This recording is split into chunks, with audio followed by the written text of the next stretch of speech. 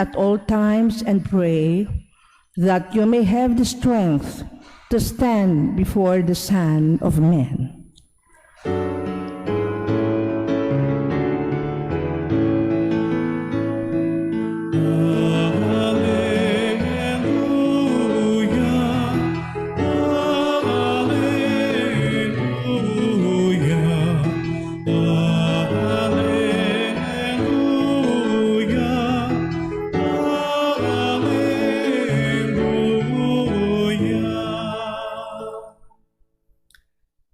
The Lord be with you. And with your spirit. A reading from the Holy Gospel according to Saint Matthew. Glory to you, O Lord.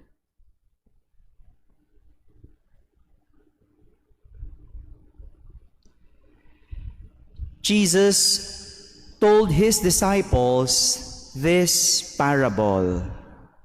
The kingdom of heaven will be like 10 virgins who took their lamps and went out to meet the bridegroom. 5 of them were foolish, and 5 were wise.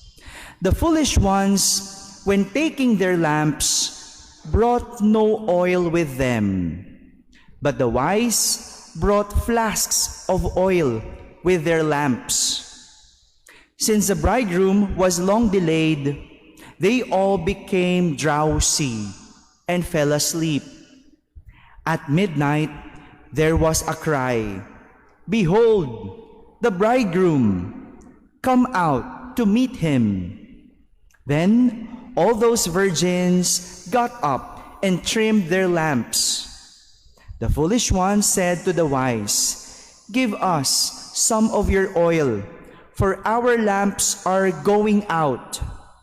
But the wise ones replied, "No, for they may not be enough for us and you.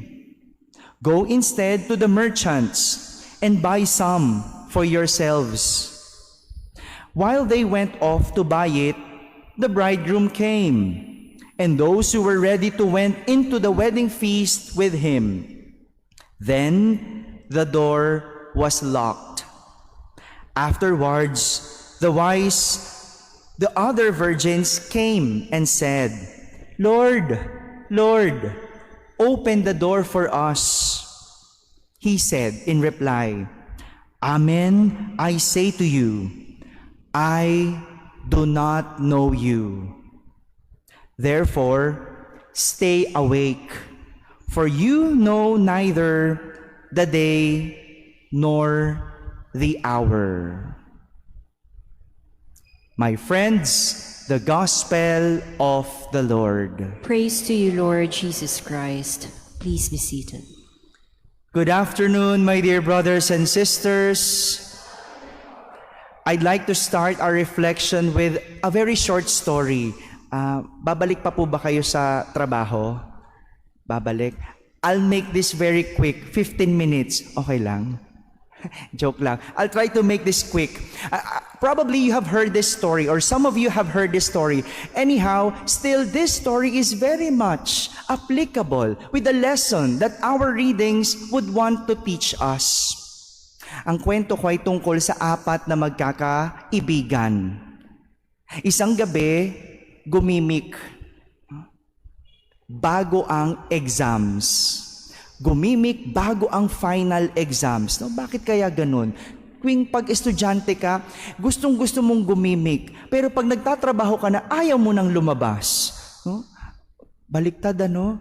May oras ka na, ayaw mong lumabas. No? Itong 4 na magkakaibigan na ito, gumimik bago yung araw ng exams dyan sa Malate.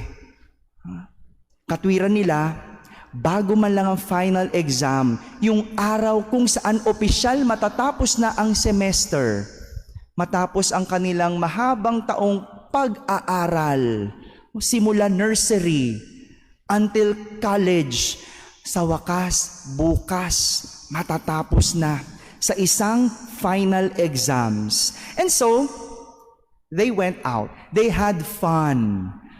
Sa sobrang saya, nalimutan nila nag-umaga. Nagkanda kumahog sila, pumasok sa eskwela. Bago pumasok ng gate, sabi ng isa sa kanila, "Paano yan? Wala tayong alam." Sabi ng pangalawa, "Makiusap tayo." Diyan naman tayo magaling eh. Makiusap tayo sa professor natin. Sabi ng ikatlo, "Anong sasabihin natin?" Sabi ng ikaapat, "Alam ko na.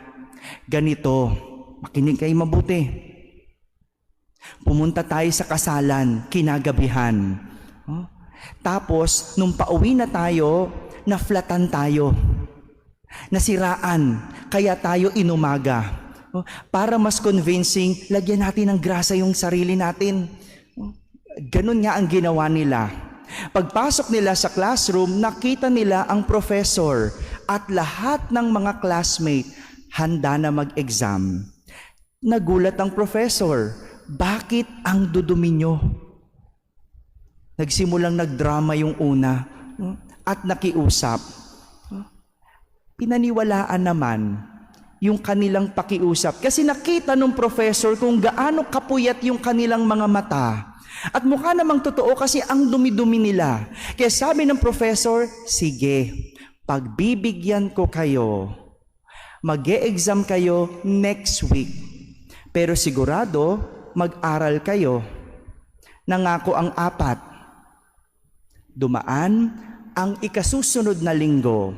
Handa na ang apat. Nag-aral. Halos kinabisa ang libro. Pumasok sa silid. Apat na lang silang magtitake ng exam, kaya pinaghiwa-hiwalay sila ng teacher. Tig-iisang sulok para hindi makapagkopyahan. Nakangiti ang mga estudyante. Nakangiti rin ang teacher. Sabi ng teacher, "Huwag kayong mag-alala. Madali lang ang exam. 2 items lang. Yung part 2, multiple choice pa." Nakangiti ang apat sapagkat handang-handa sila. And so they took the exam. Ibinigay ang test paper. Unang tanong, identification. First question, "Ano ang pangalan mo?" Grabe naman to si sir. Pati ba naman pangalan? Meron pa ring point? Napakadali. They answered. Measure ng 1 point. Nang nilipat nila yung papel sa second part, nagulat sila sa tanong. Multiple choice. Ang tanong, anong gulong ang nabutas? A, unahang kaliwa. B, unahang kanan. C, likurang kaliwa. And letter D, likurang kanan. It was worth 99 points. My dear brothers and sisters, failure to prepare is a preparation to failure. This is the lesson that our readings would want to tell us and teach us today. In our gospel, Jesus likened the kingdom of heaven to 10 virgins, which 5 of them were wise, while 5 of them were foolish. The wise prepared for the coming of the bridegroom, while the foolish did not prepare. The ones prepared brought extra oil for their lamps, while the foolish did not. Andun lang sila. Nag-intay lang sila, but they were not prepared, and they did not prepare. This makes an evident possibility that not every one of us will be saved. Hindi lahat maliligtas. I'm sorry to say, yes, God desires our salvation.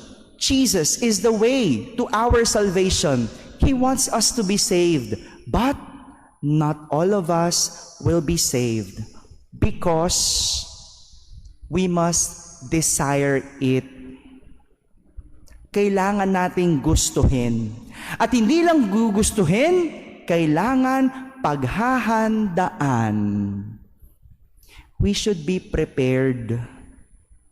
And this is what St. Paul is teaching the Thessalonians in our first reading. To know how to prepare. And that is to choose what is best. There's no other basis for the best choice than the Word of God. Sa buhay, lahat ng ating pagpipilian, walang ibang basihan, kundi ang salita ng Diyos. That's the best choice. If ever you will come to decide on something, go to the Word of God. Punta muna, ask God, read the Bible, if that would be the best decision that you will choose. Walang ibang paraan.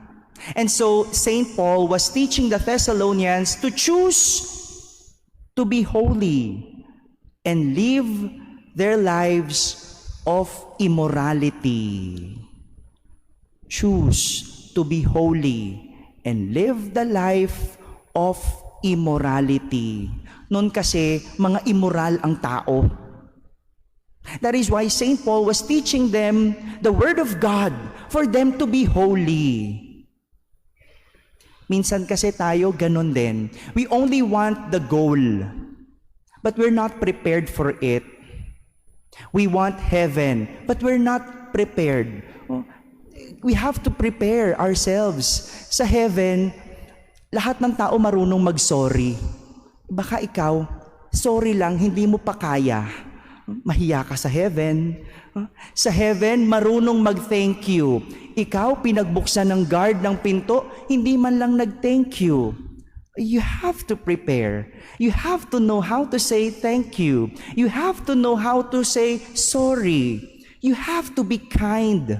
Because people in heaven prepare themselves to be in heaven. Minsan gusto lang natin malaki sweldo, but we're not prepared for it. No? We want big salary, but we're not ready for the responsibility. Hindi lang ibig sabihin malaki sweldo. May promotion yan. You have to be ready for the promotion. Minsan gusto lang natin tumama sa loto, but we're not ready. Are you ready to receive 500 million pesos? Yung iba, kung kailan tumama sa loto, saka nasira ang buhay. Why? Because they're not ready. May mga estudyante, they want to graduate. But the question is, are you ready? Ready ka bang maging professional? You have to prepare for it.